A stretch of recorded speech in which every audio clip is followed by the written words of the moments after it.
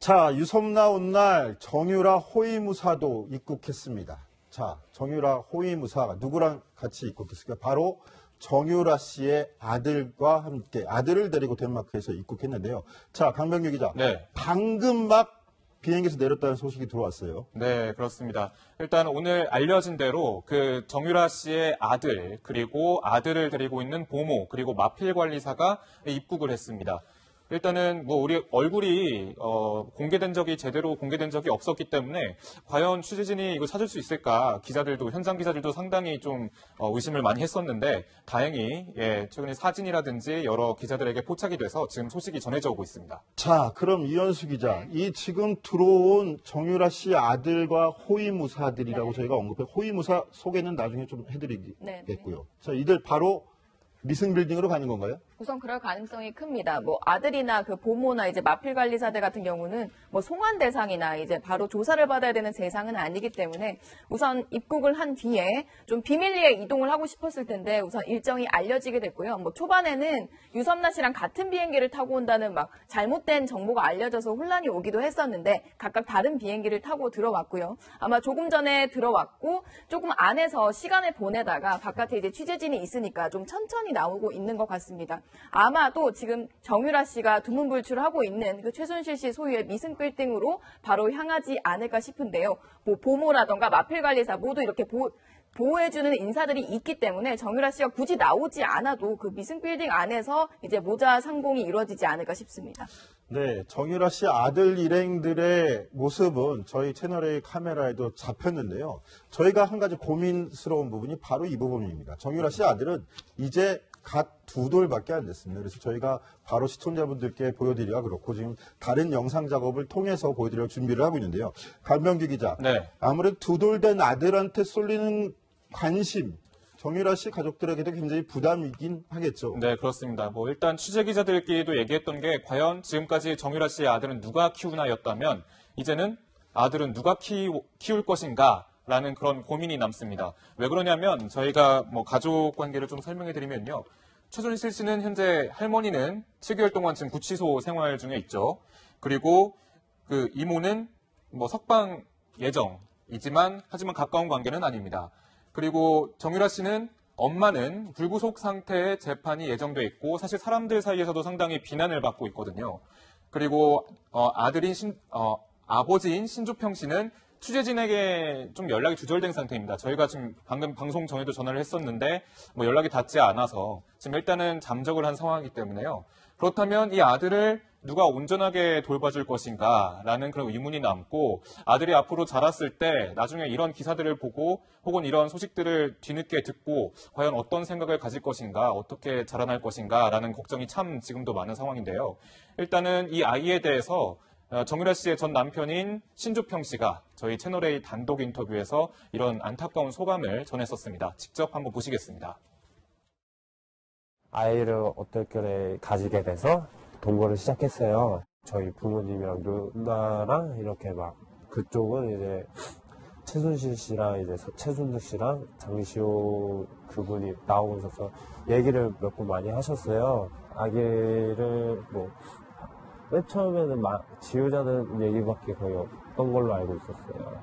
잦은 트러블로 인해서 이제 이게 쌓이다가 한꺼번에 심하게 터져서 그렇게 결별하고 왔어요. 그 아이 문제로 이제 저는 한두 달 전쯤에 면접 교섭권을 이제 나는 신청해서 보고 싶다 이렇게 얘기했었어요. 그쪽에서는 당연히 싫다고 그러시고.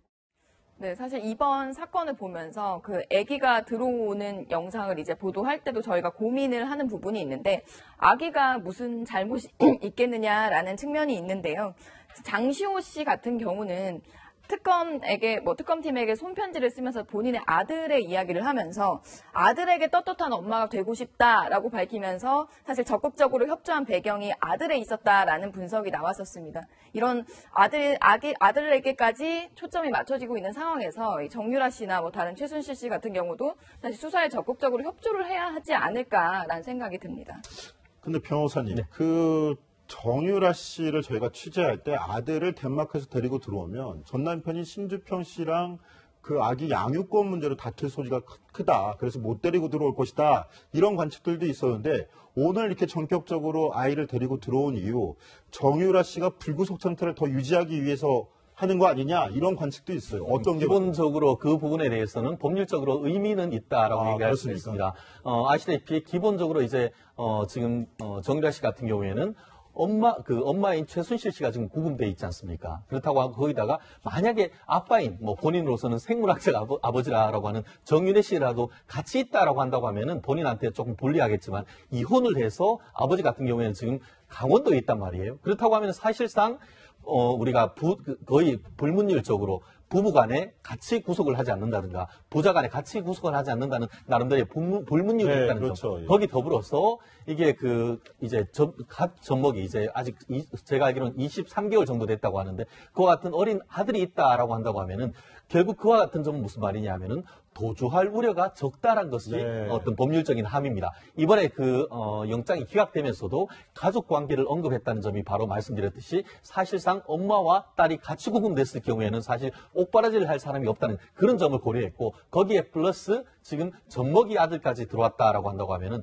추후에 검찰에서 설령 영장을 재청구한다 하더라도 결국 다른 어떤 유죄가 입증된다 하더라도 도주의 우려 이 부분에 있어가지고는 철저히 막을 수 있는 포인트가 되기 때문에 아마 정유라 씨는 심리적인 안정을 얻는 것 이외에도 사실상 어떤 구속으로부터의 큰 방패막이를 얻는다 이렇게 볼 수가 있습니다. 네, 정유라 씨에 대한 구속영장 재청구를 검토하던 검찰의 고민이 더 깊어질 것 같네요. 강병규 기자. 그런데 오늘 정유라 씨 아들과 함께 입국한 사람들이 있죠.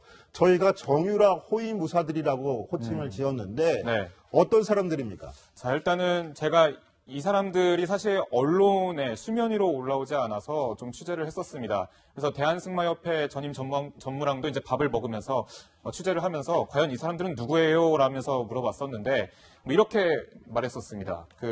2012년부터 그러니까 인천 아시안게임 금메달을 딴 직후에 이제 말을 관리하던 마필 관리사로 인연을 맺어서 지금까지 일해오고 있다라는 그런 얘기인데 일단은 그때부터 지냈기 때문에 상당히 정유라 씨랑 이 마필 관리사들이 친하고 또 많은 것을 좀 알고 있다고 합니다. 또 많은 것을 알고 있는 이유가 있는데 이 단체 카톡방을 독일에서 함께 사용했다라는 그런 이유 때문입니다. 지금 보시는 이 카톡 단체방은 저희 사회부 서상희 기자가 단독으로 입수한 카톡방인데요.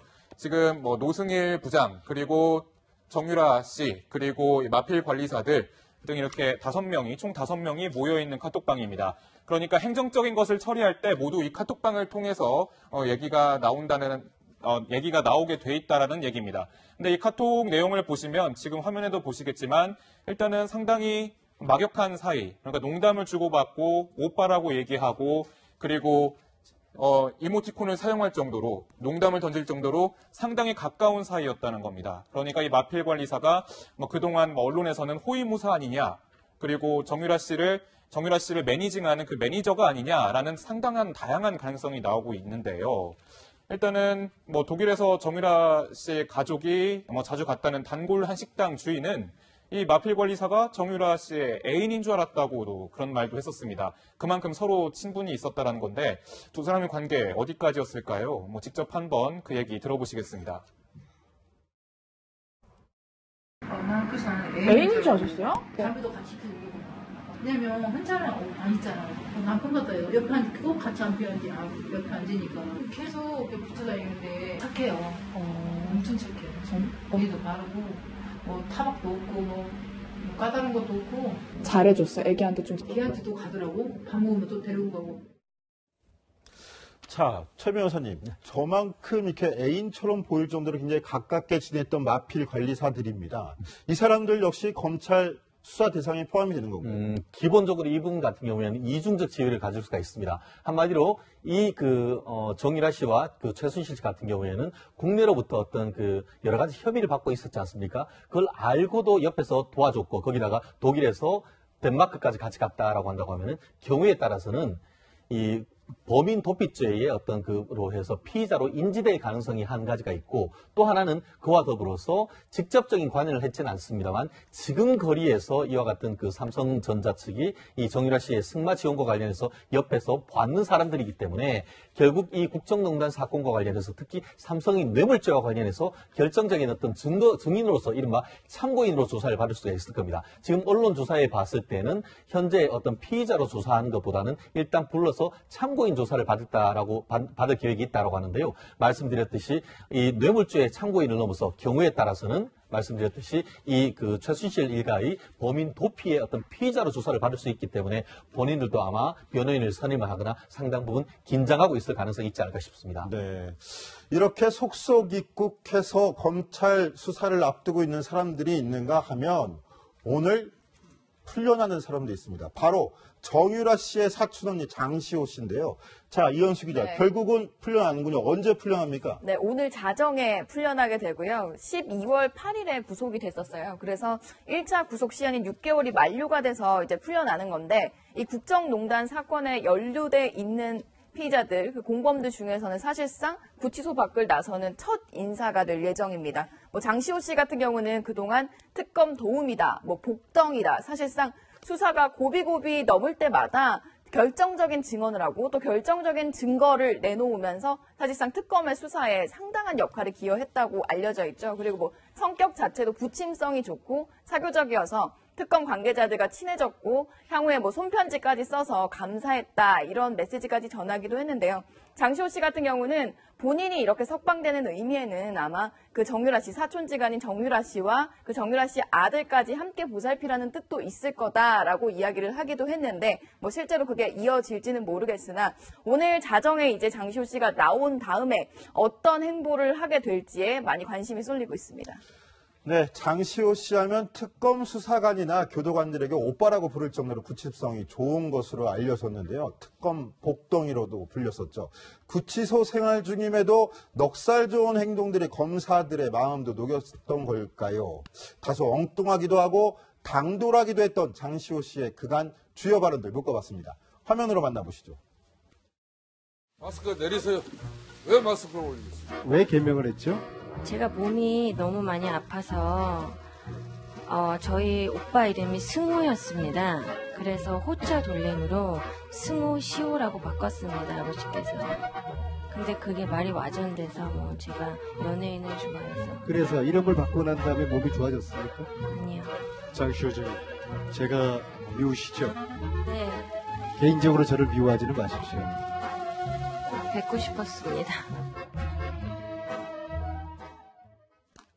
네, 사실 장시호 씨 같은 경우는 뭐 화면에서도 그동안 모습에서도 보였지만 좀 넉살이 좋다라고 표현하기도 조금 과하게 넉살이 좋다고 했는데요. 특검에 참석했을 때도 조사를 받을 때도 그 특검 사무실 안에 있는 그 냉장고를 열고 아이스크림을 먹다가 남은 걸 넣어놓고 이건 다음에 조사받으러 와서 먹겠다라고 얘기하는가 하면 뭐 사실 오무역 가면서 이재용 뭐 부회장을 만났을 때도 먼저 가서 인사를 하기도 하고 그리고 특검 수사관들이나에게 뭐 오빠라고 부를 정도로 이렇게 부침성이 좋았다고 하는데요. 이런 부분들에 거기다 뭐 결정적인 증언까지 해줬으니 특검 입장에서는 사실 엄청 복덩이였다라고 얘기를 많이 했었습니다. 최진영 변호사님, 그 장시호 씨가 특검 복덩이라고 불릴 정도로 굉장히 쏠쏠한 제보들을 많이 해줬는데 그런데 이렇게 털털한 성격 때문이 아니라 도리어 그 안에 철두철미한 성격이 숨어 있어서다라는 분석도 있는데 어떤 이야기입니까? 그렇습니다. 그 양날의 칼인 것 같은데요.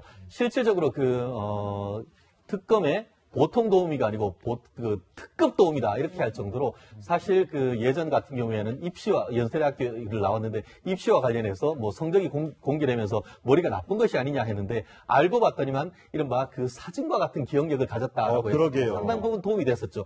예를 들어서 지금 뭐 태블릿 PC가 그걸 어디 있다는 것을 알려준 사람도 이 장시호 씨고 그것에 있어서 이른바 패턴을 통해서 여는 것을 기억했던 사람도 바로 이 그러니까 장시호 씨가 그렇게 그 과거의 그때의 기억을 그림처럼 이렇게 그렇죠. 딱 사진처럼 기억하는 능력이 뛰어나다는 그렇죠. 거예요. 그만큼 어떤 나름대로의 어떤 판단력이 있고 전략적인 생각을 할 수 있다는 사람이라 보이는데요. 물론 옆에서 변호인도 상당히 조력을 했겠습니다만 어쨌든 간에 본인을 위해서건 아니면 지금 밖에 있는 아이를 만나기 위해서건 어쨌든 간에 그 철저하게 어떻게 보면 이번 그 사건에 있어서 검찰에 적극적인 협조를 해준 것이 있기 때문에 이와 같은 그 일이 그 석방되는 일이 있을 텐데 아시다시피 굉장히 대비되지 않습니까?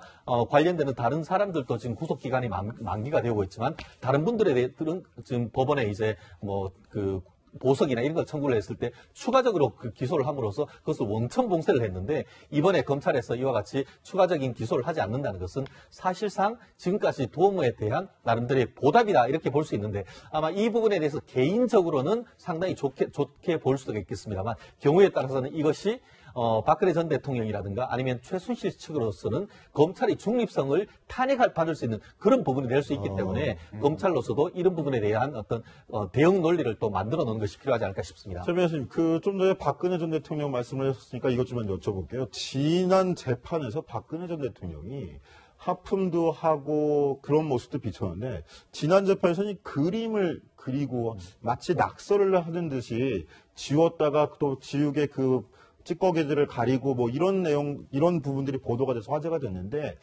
재판에 임하는 피고인이 그런 딴 생각을 한다. 이건 어떻게 봐요? 그렇습니다. 저도 사실 지금까지 한 거의 15년 이상 변호인을 하면서 형사사건을 하면서 그 옆에 있는 피고인이 재판부의 사건에 집중하지 않고 개인적인 그렇게 하는 것을 사실 본 적이 좀 없는 것 같은데요. 뭐 여러분들 같은 경우에는 그 심리학자 같은 경우에는 약간 지겨워하는 것이 아니냐 뭐 이런 평가를 하는 경우도 있는데 제가 조금 더 실무적으로 분석을 한다면은 이 재판이 제가 미루어 짐작컨대 어떤 법리적인 부분에 있어서 검찰과 변호인이 치열하게 공방을 하고 이 일반인인 그 박근혜 전 대통령으로서는 그 내용이 뭔지 모르는 그런 상황 속에서 본인이 나름대로 어떻게 보면 약간의 어떤 다른 일을 한 것 같은데 앞으로 제가 봤을 때 그 사실관계를 다투는 그래서 본인이 직접 만났는데 다른 얘기를 한다고 하면은 마치 최순실 씨가 있는 것처럼 직접 그 재판장에게 허락을 얻은 다음에 직접 당신 그럴 때 이런 얘기하는 것이 맞소 아니면은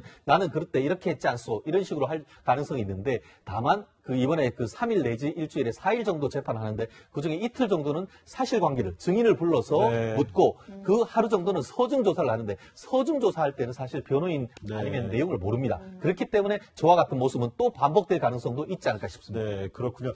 예, 그러니까 강병규 기자 이 부분에 대해서 더 전문가들 얘기도 한번 들어봤었죠. 어떤 내용인가요? 예, 그렇습니다. 뭐 일단 제 생각에는 일단은 이거 뭐 그동안 자기에게 불리한 증언을 했던 사람을 그린 건지 아니면 그냥 실뭉치를 그린 건지 좀 취재를 해봐야 될 것 같은데 취재해서 시청자 여러분들께 다시 보고 드리겠습니다.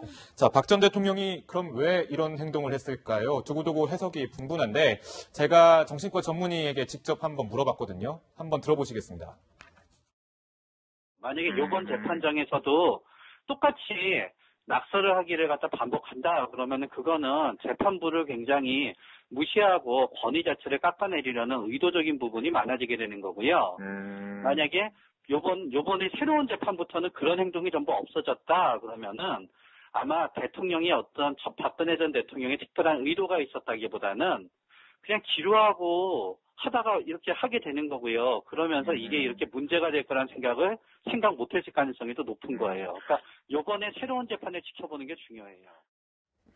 네, 최명기 전문의의 의견에 따르면 권위적인 모습의 발로일 수도 있고 아니면 의심 못한 심심한 거에 심심풀이 행동일 수도 있다라는 분석인 것 같은데요.